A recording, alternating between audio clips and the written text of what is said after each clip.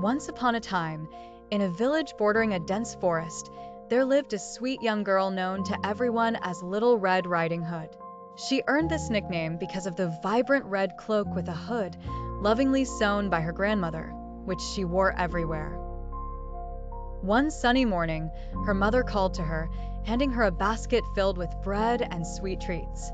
"Your grandmother is feeling a bit unwell," her mother said. "Go and take this basket to her. But remember to stay on the path and never wander into the woods." Little Red Riding Hood nodded obediently, swinging the basket over her arm and setting off down the familiar trail. As she walked deeper into the forest, the path was lined with blooming wildflowers and the cheerful chirping of birds. Little Red Riding Hood couldn't resist the temptation to gather a small bunch of flowers for her grandmother, wandering slightly off the path. She sang a little tune as she collected the prettiest blooms, unaware of the piercing eyes watching her from behind a thick oak tree. Hidden in the shadows was a sly, cunning wolf, his fur appearing as rugged as the narrow path ahead. The wolf sauntered up to Little Red Riding Hood, his voice as silky as it was sinister. "Good morning, dear child. What brings you to the forest today?" Surprised but not frightened, the girl replied, "I am visiting my grandmother, who lives on the other side of the forest, to bring her this basket of goodies."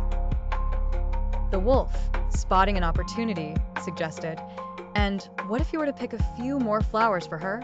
I know a patch where they grow even more beautiful than these." Enthralled by the idea, Little Red Riding Hood thanked him and dashed deeper into the forest. Seizing the moment, the wolf darted swiftly to the grandmother's house.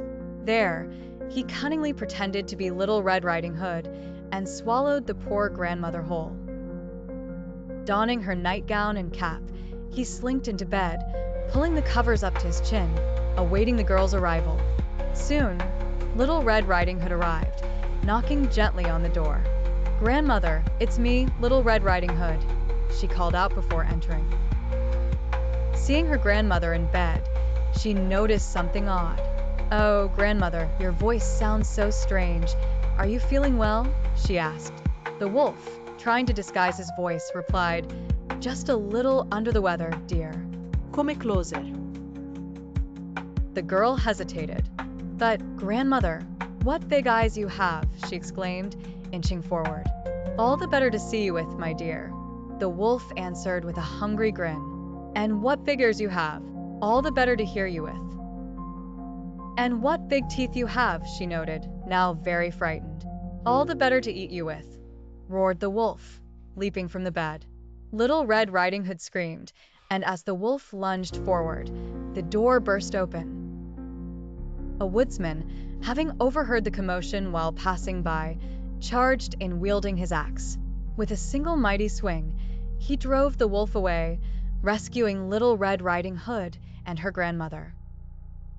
In the end, the wolf was never seen again, banished from the forest. Little Red Riding Hood learned to never stray from the safe path, and she and her grandmother shared the treats in safety, surrounded by the beautiful forest filled with vibrant flowers and singing birds. They had learned a valuable lesson to always exercise caution, even amidst beauty.